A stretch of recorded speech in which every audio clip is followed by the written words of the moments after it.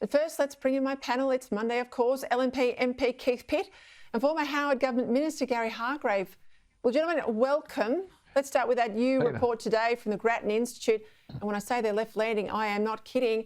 Well, they reckon the national electricity market needs to be reformed if we're going to avoid blackouts, moving to net zero.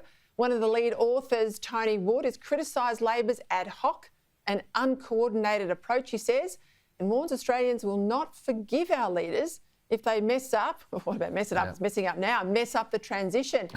Well, Keith, I said they're left-leaning, and if the left are bellying the cat on something like this, you know we're in trouble, don't you? Oh, Peter, they've had an epiphany.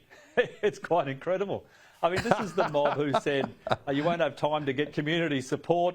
You can just forget all that. We'll just roll over those regional communities. They don't matter, and we'll just destroy the environment. That'll be fine to put these crazy things out in the field. And now we see they're claiming that, guess what? It won't work.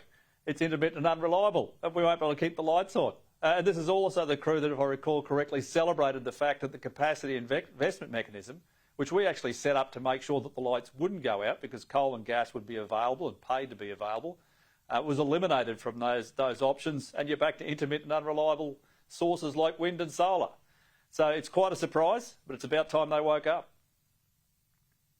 Yeah, I say hallelujah too. Even the rich ones and crazy ones like to keep the lights on. Let's go to the Victorian Premier today, Jacinta Allan. She addressed what's called the Yoorook Justice Commission, the Truth-Telling Commission in Victoria. She had this to say.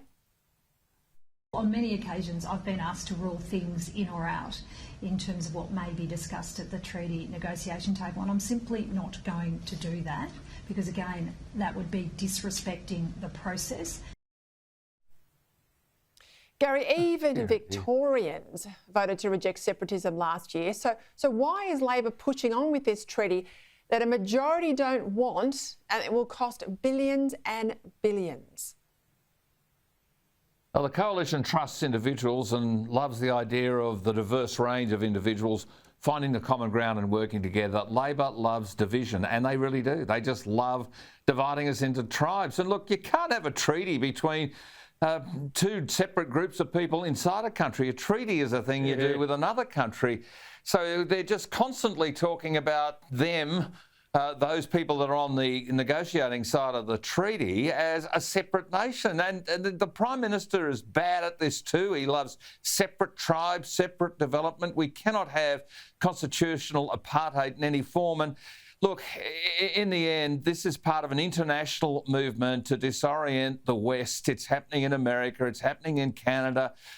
Being part of the Viking cult, I think I'll probably, or the Viking group, I think I'll probably want to get bits of Scotland and see if I can find some of that.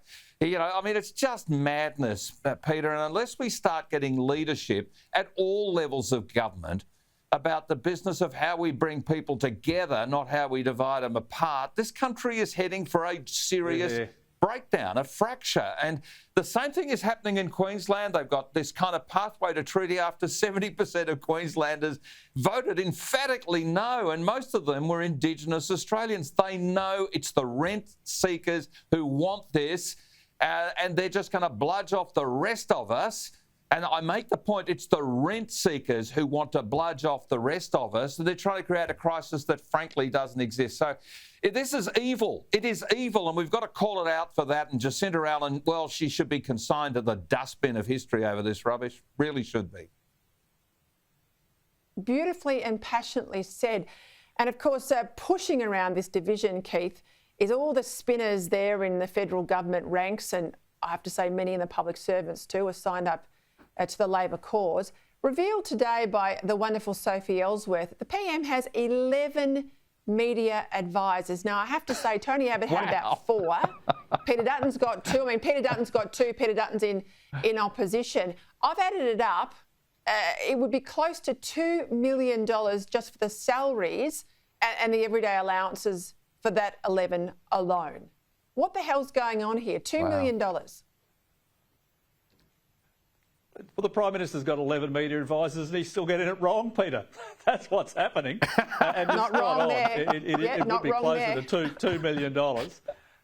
And I mean, if you've got a cricket team of media advisors, I'm wondering who the 12th man is. And I'm backing Prime Minister Albanese. He's carrying the drinks because he's clearly not listening. Yeah. But this is just outrageous. Absolutely outrageous. Who needs 11 media advisors? I mean, my office, I used to get by with one senior and one junior. And Peter, you've been in the game. You know how it works. I mean, how many people do you need giving you advice around how to work with journalists and deliver a message that matters?